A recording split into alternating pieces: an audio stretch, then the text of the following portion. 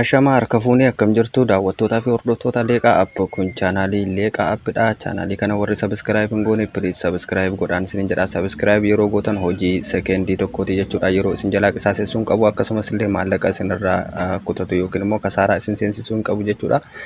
Gama biraatiin immoo sabiskiraayib yeroo gootan viidiyoo ani chaanaalii Leeqaa App kana jalatti hojjedhu nama hunda dursee akka isin qaqqabu taasisa jechuudha. Akkasumas immoo yoo viidiyoo ani chaanaalii kana jalatti hojjedhu baay'ee jaallattan irraa barattan namoota kan biraaf dabarsaatii sheerii godha. Akkasumas illee laayik gochuu hin dagatinaan isiniin jedha. Chaanaaliin kun chaanaalii Leeqaa Appidha. Har'a kallattiimaan gara mata duree qabadhee isiniif dhufeettiin isin dabarsaa na hordofaan isiniin jedha. Egaa akkuma beekamu jechuudha gidduu kana sooshaal miidiyaa irratti baay'ee kana farfamaa ture waa'ee shamarree Anihar Mahammad yookaan immoo Hanaan Mahammad jedhamtu jechuudha. Du'a iseetiin wal qabatee wantoota sooshaal miidiyaaleen garaagaraa yuutuubii fi feesbuukiidhaan gama sooshaal miidiyaa hundaan wanti gabaafamaa turee fi dhugaan jiru hoo maal isa jedhuun qabadhee isiniif dhiyaadhe jechuudha. Keessumattuu viidiyoo kana akkan hojjedhu kan na taasisee dhugaan jiruu fi akkaataatti namoonni gabaasaa turan yookiis immoo sooshaal miidiyaaleen garaagaraa gabaasaa turan baay'ee kan wal faallessidha jechuudha. Isa kanaaf hamma tokko dhugaan jiru akkamii isinis immoo akka tilmaamtaniif akka waan jirullee akka bartaniif viidiyoo kana isiniif qabadhee dhufe jechuudha. Mee isa dura jechuudha sooshaal miidiyaaleen garaagaraa kan gabaasaa turan jechuudha. Akkuma isin beektanii shamarreen Hanaan Mahammad yookiis immoo Anihar Mahammad jedhamtu kun abbaa warraasee wajjin gaa'ela raawwachuuf jettu kana wajjin akka inni haadha manaa kan biraa qabuu fi akka inni ijoollee lama qabu kan hin beeknee fi guyyaan cidha ishee dhiyaatee akka guyyaa lama yookiin guyyaa sadii yeroo hafu yeroo isheen qophii gaa'ela isheef gochaa jirtutti akka inni itti himee fi isheenis rifattee waan kana erga dhageesse booda naasuudhaan gamoo abbaa darbii 8ffaarraa gara abbaa darbii 3ffaatti gad of darbattee mataa ishee balleesseetti yookiin dhabamsiisteetti kan jedhamudha. Kun garuu matuma dhibbatti soba yookiin immoo kijiba guddaadha jechuudha. Wanti harmeen ishee dubbatan jira, wanti abbaan ishee dubbatan jira, akkasumas illee obboleettiin ishee wanti dubbattee jirti jira. Akkasumas illee wantoota ibsa karaa poolisii magaalaa Finfinnee fi akkasumas immoo karaa adda addaatiin namootni waan dubbatan jira jechuudha. Mee odeeffannoo dhugaa fi inni qulqulluun isa kamidha isa jedhutti isin dabarsaa na hordofa. Waan kana kan dubbate harmee ishee akkasumas immoo abbaa isee fi akkasumas immoo akaakayyuu ishee akkasumas illee obboleettii iseeti jechuudha. Waan isaan dubbatan isin biraan ga'a jechuudha. Gama sanatti isin dabarsaa mee na hordofaa. Egaa isa duraa jechuudha mee shamarreen mataa ishee yookiis immoo ofii ishee lubbuu ishee harka isheetiin balleessiteetti yookiis immoo gamoorraa of darbatteetti jedhamee kijibaan sooshaal miidiyaa garaagaraatiin gabaafamaa ture kana guutummaan isheen eenyudha Anihar Mahammad yookiis immoo Hanaan Mahammad eenyu isheen maalinni hojiin ishee yookaan jedhuun isinitti himaa jechuudha. Maqaan ishee inni sirriin yookiin immoo inni dhugaan jechuudha Anihar Mahammad jedhamti jechuudha yookaan immoo Hanaan Mahammad jedhanii waamuu namoonni baay'een immoo Haniis inni jedhu Haniyee warri jedhan ni jiru jechuudha. Akkasii umuriin ishee waggaa 25 yookiin ganna 25dha jechuudha. Dhalattuu fi jiraattuu magaalaa Jimmaati jechuudha. Anihar Mahammad yookiis immoo Hanaan Mahammad egaa barattuu Dirree Dawaa Yuunivarsiitii akka turtee fi wayita barnoota ishee Dirree Dawaa Yuunivarsiitiitti hordofaa turte sababa warraaqsa qeerrootiin kan ka'e addaan kuttee rakkoo haala nageenyaarraa kan ka'e addaan kuttee gara magaalaa Jimmaatti akka deebitee fi sana booda immoo gara addunyaa daldalaa keessa akka galtee fi daldaltuu akka taatedha. Isa duras immoo mucaa tokkollee manatti godhattee mucaa durbaa tokko akka manaa qabdudha jechuudha. Kan isheen kan abbaan ishee illee dubbatan jechuudha. Jireenyi ishee yookiis immoo guutummaan eenyummaan Anihar Mahammad shamarree lubbuu ishee balleesseetti jedhame kana fakkaata jechuudha. Abbaan ishee immoo obbo Mahammad Abbaa Raayyaa jedhamu jechuudha. Haati ishee immoo aadde Soofiyaa Tamaam jedhamu jechuudha. Abbaan manaa ishee kan amma wajjin gaa'ela godhachuuf turte immoo obbo Kadir Hasan jedhama jechuudha. Obbo Kadir Hasan kan isheen wajjin gaa'ela raawwachuuf turte jechuudha. Bakki hojii isaa mana qopheessaa magaalaa Jimmaa keessa yookiis immoo mazzagaajaa afaan Amaariffaatiin isa jennu jechuudha. Kaabinee mootummaa akka ta'ee fi mana qopheessaa magaalaa Jimmaa keessa akka hojjetudha jechuudha. Innis immoo abbaa ijoollee lamaa fi haadha warraa tokko nama qabudha jechuudha. Egaa Anihar Mahammadis ta'ee obbo Kadir Hasan amantaa Islaamaati kan isaan hordofanii amantaa Musliimaa hordofuu akkasumas illee egaa miidhaan garaagaraa shamarree kanarra ga'ee jira jechuudha. Miidhaan irra ga'e akkamii kanarratti aansuudhaan mee miidiyaaleen adda addaa achi deemanii jechuudha wanti isaan abbaa shamarree lubbuu ishee dhabde kana jechuudha yookiis immoo addunyaa kanarraa du'aan boqotte kana obbo Mahammad Abbaa Raayyaa gaaffiif deebii qaamaan godhanii fi ifaa ifatti wanti abbaan ishee dubbatan jira jechuudha. Isanis isinitti himamallee jechuudha na hordofa. Egaan abbaan ishee obbo Mahammad Abbaa Raayyaa jechuudha gaaffii fi deebii Yeneettaa miidiyaa wajjiniin ifaaf ifatti godhaniin jechuudha. Yeneettaa miidiyaan bakka sana dhaqee gaaffii fi deebii bakka gaddaa sana yookiis immoo bakka mana jireenyaa abbaa shamarree kanaa yookiis immoo mana obbo Mahammad Abbaa Raayyaa dhaqanii Mahammad Abbaa Raayyaa kana gaaffii fi deebii taasisanii jiru. Wayita gaaffii fi deebii taasisan keessatti abbaan ishee maal jedhanii wanti isaan jedhan shamarreen kun egaa umuriin 25 akka ta'e akkasumas Dirree Dawaa Yuunivarsiitii akka barachaa turtee fi sababa rakkoo nageenyaa warraaqsa qeerrootiin addaan kuttee gara manaatti akka deebite sana booda immoo addunyaa daldalaa keessa seentee daldaltuu akka turtee fi isa durallee mucaa tokko manatti godhattee mucaa durbaa tokko akka qabdudha jechuudha kan dubbatanii. Hanaan Mahammad jireenya ishee keessatti nama gammadduu fi baay'ee dastanyaa akka taatee fuulli ishee yeroo hunda ifaa akka ta'ee fi akkasumallee nama hundumaa wajjin kan walii galtuu akka taatedha jechuudha kan isaan dubbatanii.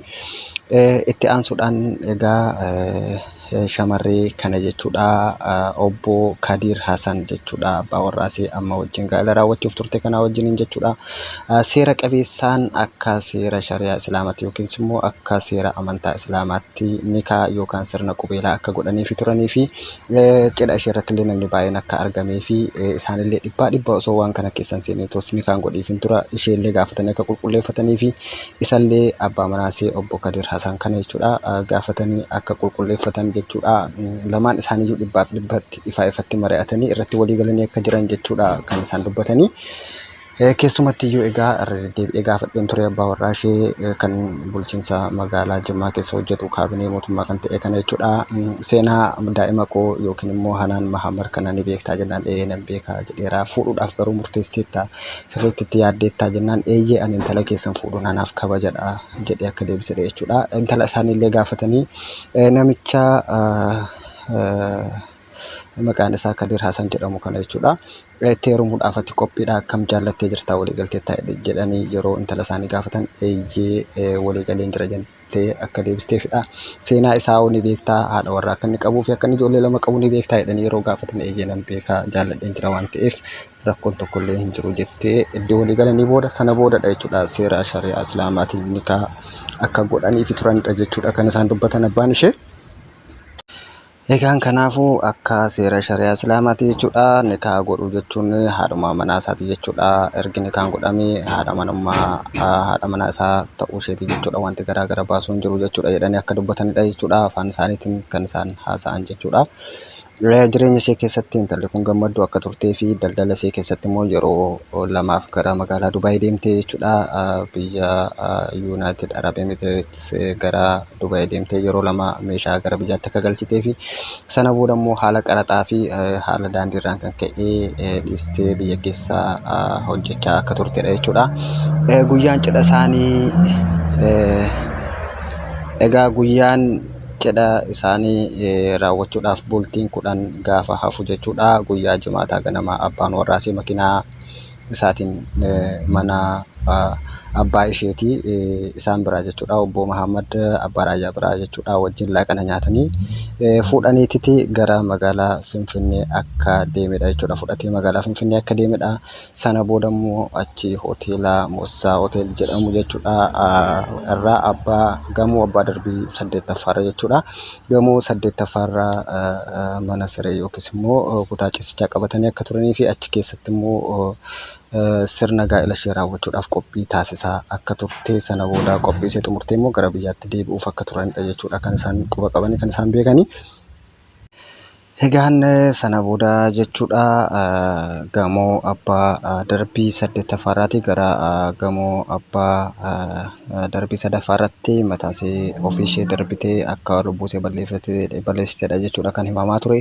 Garuu abbaan ishee yaada kana dhibbaa dhibbatti faallessanii jiru jechuudha. Anis wanti naan har'a viidiyoo kana qabadhee dhufe isa kanaafidha jechuudha. Akka abbaan ishee jedhanitti jechuudha reeffa isee hospitaala Minilikitti dhaqanii yeroo argan jechuudha qaamni isee kan hin caccabnee fi kan hin falaxamne yookiis immoo kan hin dhodhoone ta'uudha jechuudha. Gamoo darbii saddeettaffaarraa gara darbii sadaffaatti gad darbatamanii qaamni isee utuun hurraa'in yookiin utuun burkutaa'in hafuun isaan ajaa'ibeera jechuudha. Miidhaan irra ga'ee qaama isheerraa wanti mul'atu fuula isee kanarraa xiqqoo waan akka moccoramaa wayii yookiin immoo waan akka xiqqoo madaa wayii fi akkasumas immoo mataa isee gara sammuu ishee walakkaa kanarraan jechuudha. Iddoo tokko duwwaa egaan akkasuma mataa isheerraa sammuu isheerraa xiqqoo tokko duwwaa mataa waan akka madaa wayii sammuu ishee walakkaa yookiis immoo mataa isheerraa akka qabdudha jechuudha kan isaan dubbatanii. Itti aansuudhaan immoo jechuudha akkasumas harmeen ishee aadde Soofiyaa Tamaamii fi obboleettiin ishee jechuudha reeffa iseellee ofii isaaniitiin dhiqanii akka sirreessanidha jechuudha kan isaan dubbatanii. Isaanis illee gaafa dubbatan yaaduma obbo Muhammad Abbaaraayyaa dubbatan kana wajjin wal fakkaataa yaadni isaanii jechuudha. Namni gamoo darbii abbaa saddeettaffaarraa kufee akkamittiin caccabne yookiis akkamittiin madoofne akkamittiin burkutoofne yookiis dhiigni akkamittiin jirree jedhaniitudha jechuudha kan isaan ajaa'ibee fi kan isaan dubbatan jechuudha. Yeroo wayita dhiqnee reeffa isee sirreessinu qaamni isee hundumtuu nagaadha. Lubbuun illee waan keessa jiru fakkaata jedhanii baay'ee ajaa'ibsiifatanii waan hafuurri keessa jiru yookiis lubbuu qabdu nutti fakkaatee ture jedhanii baay'ee ajaa'ibsiifataniitu dubbataa turanii jechuudha. Isaanis illee wanti argine gara fuula isee kanarraan waan moccoramaa xiqqoo yookiis immoo waan madaa xiqqoo fi akkasumallee sammuu ishee walakkaarraa waan akka shugguxiidhaan dhahame fakkaatu madaa xiqqoo qofadha kan argine jedhanii. Egaa sana dura immoo gaaffii gaafatamaniin jechuudha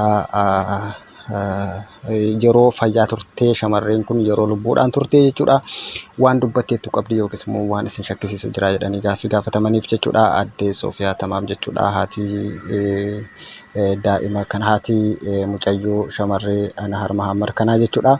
Aadde Soofiyaa Tamaam gaaffii gaafatamaniif shakkii qabdu kanaan dura waan isinitti haasofte qabdi jedhanii waan gaafatamaniif jechuudha. Eeyyee yeroo tokko egaa abbaan warraa ishee obbo Kadir Hasan kan mana qopheessaa hojjetu kun jechuudha. Obbo Kadir Hasan kun jechuudha yeroo tokko shugguxiidhaan akka isee doorsisuu akka dubbachaa turtee fi wanti sunillee dhiisii yeroo jennu akka waan qalbii nutti fakkaachaa ture yeroo isheen nutti dubbachaa turte akka waan taphaa nutti fakkaachaa ture jedhanii akka dubbatanidha. Egaa isheen immoo deebii kennaa turte dhiisii waan kana addaan kuti yeroo jedhamtu al tokko itti seeneera waan ta'eef addaan kutuun ni ulfaata kanaaf akkuma rabbi na godhe ta'a jettee akka dubbattee beektu qabatamaatti dubbataniiru jechuudha. Egaa duutii shamarree kanaa shakkii keessa nama hundumaa galcheera jechuudha. Anallee dabalatee namoota hedduu jechuudha. Sababni isaayyuu gama biraatiin ofiishee of ajjeestee gamoorraa of darbite jedhama jechuudha. Namni gamoorraa darbatame mitiitiin lafarra osoo deemuyyuu yoo gufatee kufee hagam miidhagamee akka namarra ga'u qaama namaarratti wanti mul'atu ni jira jechuudha. Garuu qaama shamarree kanaarraa wanti mul'atu tokkollee hin jiru jechuudha. Kun egaa shakkii uumee jira yookiis immoo dhugaan shamarree kanaa eessa akka ta'e illee baruudhaaf baay'ee rakkoo uumee jira yookiis immoo shakkii keessa nama galchee jira jechuudha namoota hedduu. Kanaafuu egaa shakkii keessa nama galchee jira jechuudha. Shamarreen kun ofii isheetiin of ajjeesuu fi harka namaatiin du'uusaa shakkii keessa nama galchee jira jechuudha. Kanumarraan kan ka'es immoo miidiyaaleen dhugaadhaan hojjetan tokko jechuudha waan kana qulqulleeffachuudhaaf bu'anii ba'aa jiru jechuudha. Dhugaan jirus suuta suutaan mul'achaa waan deemaa jiru fakkaata. Egaa abbaan warraa ishee amma egaa obbo Kadir Hasan kan jedhan kun jechuudha kan bulchiinsa magaalaa Jimmaa keessa hojjetu yookiin mazagaajaa Jimmaa keessa hojjetu jechuudha. Dahoo seeraa jala akka jiruu fi seeraan to'atamee akka jiruu fi haga ammaatti qorannoon taasifamee gama poolisiitiin ifaa kan hin taane kan ta'ee fi Akkasumas illee immoo jechuudha obbo Mahammad Abbaa Raayyaa immoo kan dubbatan jechuudha maatii obbo Kadir Hasan Abbaa warraa ishee keessaa namni tokko illee boo'ichaaf yookiis immoo gaddaaf akka mana isaanii hin deemin jiranidha jechuudha kan isaan dubbatan jechuudha. Kunillee gama tokkoon shakkii uumuu qaba jechuudha.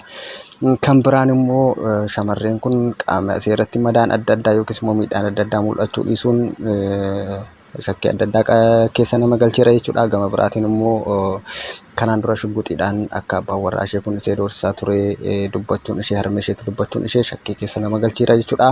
Garuu egaa wanti baay'ee nama ajaa'ibu koomishiniin koomishinara magaalaa Finfinnee bakka bu'aan koomaandaraa obbo Maarqos Taaddasee jechuudha afaan Amaariffaatiin reediyoo Taadaas Addisiif akka ibsa kennanitti jechuudha. Baay'ee waan ariifatan fakkaataa ibsa sirrii hin taane kennanii jiru. Isaanillee jara muranii shamarreen kun abbaa warraa ishee wajjin waan walii galuu dadhabdeef gamoorraa of darbitee ofiiseetiin of ajjeestee jirti jedhanii osoo hin qulqulleeffatiin ibsa kennanii jiru jechuudha. Kunillee dhugaan shamarree kanaa hagam akka dhokataa jirutti mul'isa jechuudha. Baay'ee nama ajaa'iba. Kanaafi dhugaan jiru kana fakkaataa jechuudha.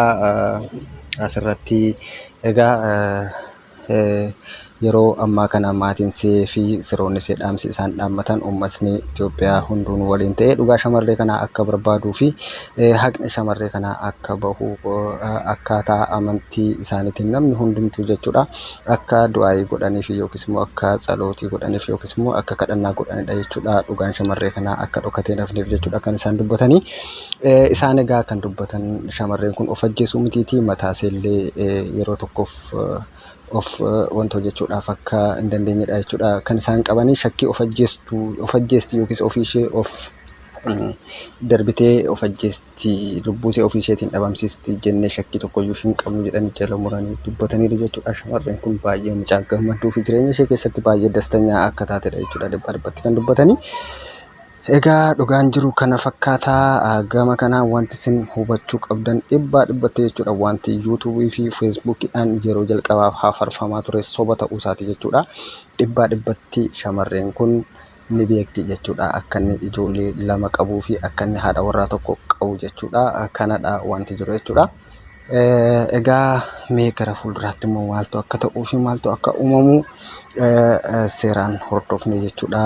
Dhugaan shamarree kanaa maalirra akka ga'e miidiyaalee qabatamoo ta'anii fi amanamoo ta'anii fi akkasumallee wanta maatiin see jedhan ibsa maatiin see jedhan yeroo yeroodhaan hordofne akkuma kana isin biraan keenya jechuudha. Waan caqastaniif waan dhaggeeffattaniif galatoomaa. Yaada adda addaa yoo qabaatan koomentii jalatti barreessaa.